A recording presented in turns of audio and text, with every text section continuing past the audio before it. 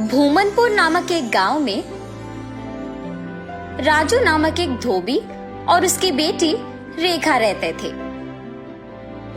हर रोज वो दोनों गांव के लोगों के कपड़े को धोने नदी के किनारे जाते थे।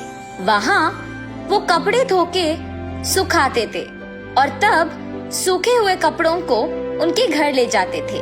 राजू उन कपड़ों को इस्त्री करता था और रेखा इस्त्री किए हुए कपड़ों को तय करती थी। तब जिनको जो कपड़े लौटाना है उन्हें अलग अलग जमा करती थी। ऐसे हर दिन वो मेहनत करके पैसे कमाते थे और ऐसे ही कुछ दिन बीत जाते हैं। एक दिन नदी के किनारे जब राजू अपनी बेटी के साथ कपड़े धो रहा था, तब एक भूत उन्हें देखना शुरू करती है।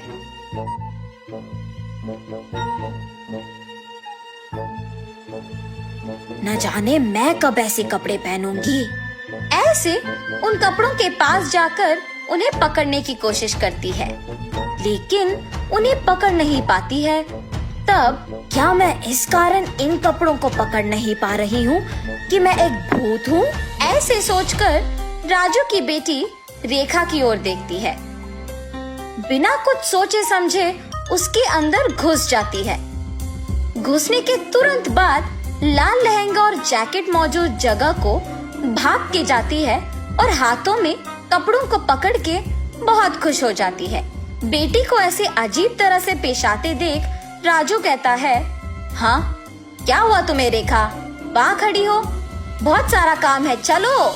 लेकिन रेखा में भूत घुसने के कारण वो कुछ नहीं कहती है। तब राजू उसके पास जाता है। रेखा गुस्से से अपनी पिता की ओर बड़ी आंखों से और लंबी नाखून के साथ देखती है। उसे ऐसे देख उसके पिता डर जाते हैं। पापा, मुझे ये अच्छा लगा है और मैं यही पहनूंगी, ऐसे कह के वहाँ से चली जाती है। रेखा को ऐसे देख उसके पिता डर डर के घर धीरे से सारे कपड़े लेके पहुँचते हैं। तब तक रेखा वहाँ उसको जो कपड़े पसंद आए वो सारे पहन के तैयार होती है। अपने आप को वो सुंदर कपड़े पहने हुए आईने में देख बहुत खुश हो जाती है। हम सबको वो दिखने में रेखा थी, मगर उसको उसकी असली रूप एक भूत के ही रूप में दिखती थी। और ऐसे ही हर रोज आए हुए कपड़ों में अपने पसंदीदा कपड़े चुनकर उन्हें पहन के तैयार होके अपने आप को आईने में देख खुश होती थी। दिन प्रतिदिन उसका तैयार होने की चाहत बढ़ती जाती है। राक्षस की तरह अपनी बेटी का व्यवहार देख राजू परेशान होता था, मगर अपनी बेटी की सच्चाई को किसी से कह भी नहीं पाता था, और अगर कहा भी तो वो ये सोच के डर जाता था कि उसका नतीजा क्या होगा। एक दिन जब गांव के जमींदार राजू को धोने के लिए कपड़े लेने के लिए बुलाते हैं, तो राजू वहां जाता है। कपड़े लेके जब राजू वापस घर पहुंचता है तो सारे कपड़े बाहर निकालता है। तब रेखा उन कपड़ों के पास आके उसमें पीले रंग लहंगा और लाल जैकेट लेके वहां से चली जाती है।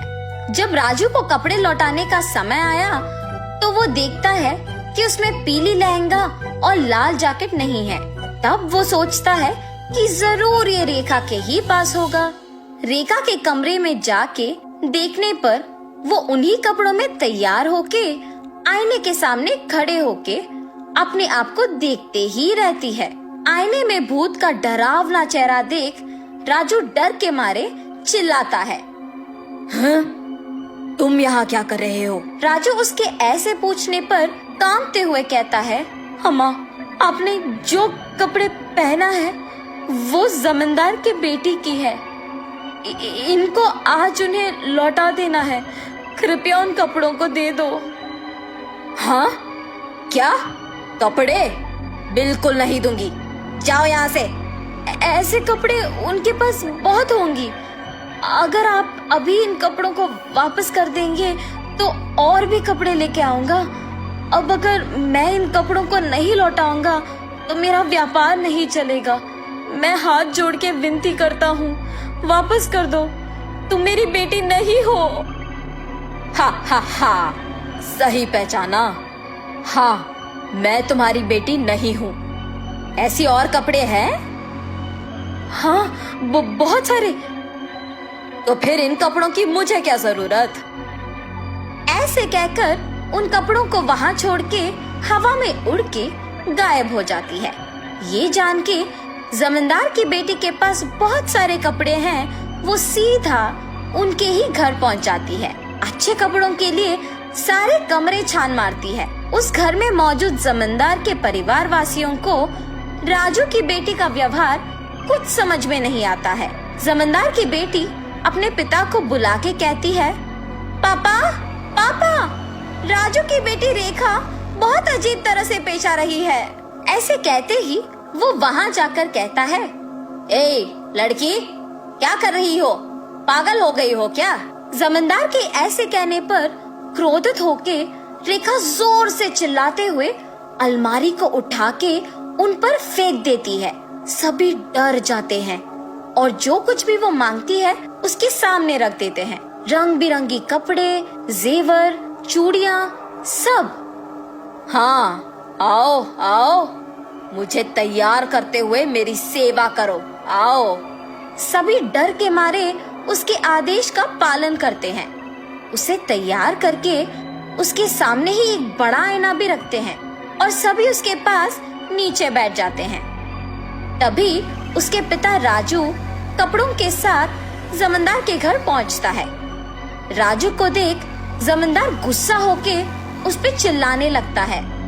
वो देख रेखा उसकी शक्तियों का उपयोग करके जमींदार को नीचे गिराती है। क्रोध में पागल होकर सारा सामान जोर जोर से नीचे गिराती रहती है। वहाँ मौजूद सभी को एकदम डरा देती है। एक स्वामी जी ये सब नहीं देख पाते हैं और जमींदार के घर पहुँच जाते हैं। सीधा रेखा के पास जाकर उस पे गंगा जल डालते हैं। कुछ मंत्रों का प्रयोग करके रेखा से उस भूत को बाहर लाके उसे एक बोतल में बंद कर देते हैं। भगवान के रूप में आकर आपने मेरी बेटी को बचाया। उस स्वामी जी का धन्यवाद करके जमींदार से भी माफी मांगकर वहां से चले जाता है।